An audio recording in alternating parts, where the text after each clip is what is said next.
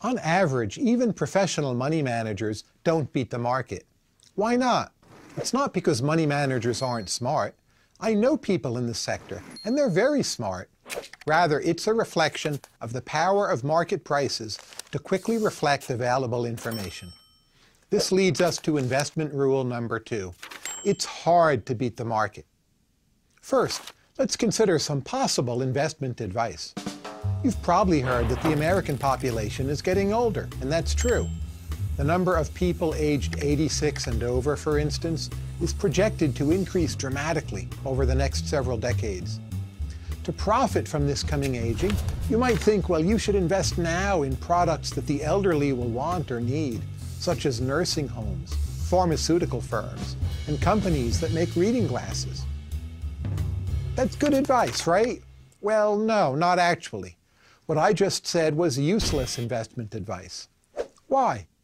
It's useless because the aging of the US population isn't a secret. It's public information. And so the value of that information is already incorporated in stock prices.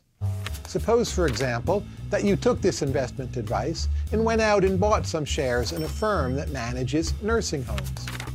For every buyer, there's a seller. Why is the seller of those shares selling? Doesn't the seller know that the American population is aging? Of course that's known. And so the price already reflects this public information about the aging.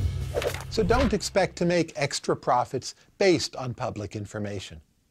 In other words, if your theory of why a trade is going to be really profitable is that the person on the other side of the trade is dumb, well, that's usually a bad theory.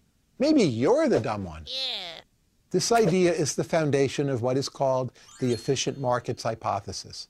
The prices of assets, such as stocks and bonds, reflect all publicly available information. And that means if you're investing based on that information, you won't be able to systematically outperform the market over time. Think about it this way. On average, buyers have just as much information as sellers, and vice versa. So that means a stock is just as likely to overperform the market as it is to underperform. That's why Burton Malkiel called his book a random walk down Wall Street.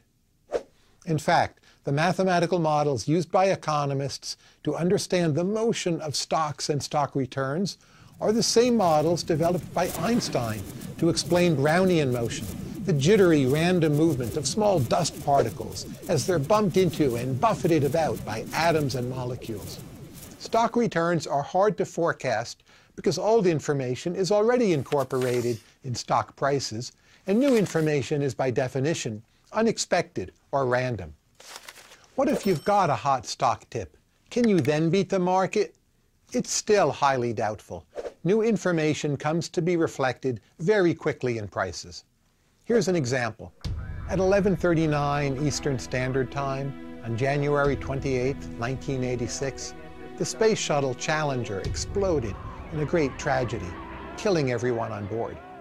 8 minutes later, that news hit the Dow Jones wire service. Things were slower back then, before instant messaging. The stock prices of all the major contractors who had helped to build the shuttle, such as Morton Thiokol, Lockheed, Martin Marietta, and Rockwell International, all fell immediately. Now here's what's really interesting. 6 months after the disaster, a commission was set up to investigate the cause, which turned out to be the failed O-rings made by Morton Thiokol. Now let's return to the day of the crash. On that day, Lockheed, Martin Marietta, and Rockwell International all fell by 2 to 3%. But the stock of Morton Thiokol fell by over 11%. The market had correctly figured out that Morton Thiokol was the most likely cause of the disaster, and within hours, that information was reflected in market prices, even though a formal investigation had not yet begun. In essence, the people with the best knowledge about the likely causes of the crash could either trade themselves or tell other people how to trade. And so some investors started selling, and the price of the Morton Thiokol shares started falling, and that new and lower price was reflecting the new and lower value for the company. Now that was back in 1985. Nowadays, new information starts to change markets not in hours or minutes, but in seconds or milliseconds, literally faster than the blink of an eye. Okay, now one important point before we conclude. Stock prices aren't pure random walks, but rather random walks with a positive upward drift. It's how well you do relative to the average market return, which is hard to predict. On average, investors can expect to make money over time, and in this sense, some broad or general predictability is present. Okay, so investment rule number 2 says you shouldn't expect to beat the market. So how should you invest? That's the issue we take up next.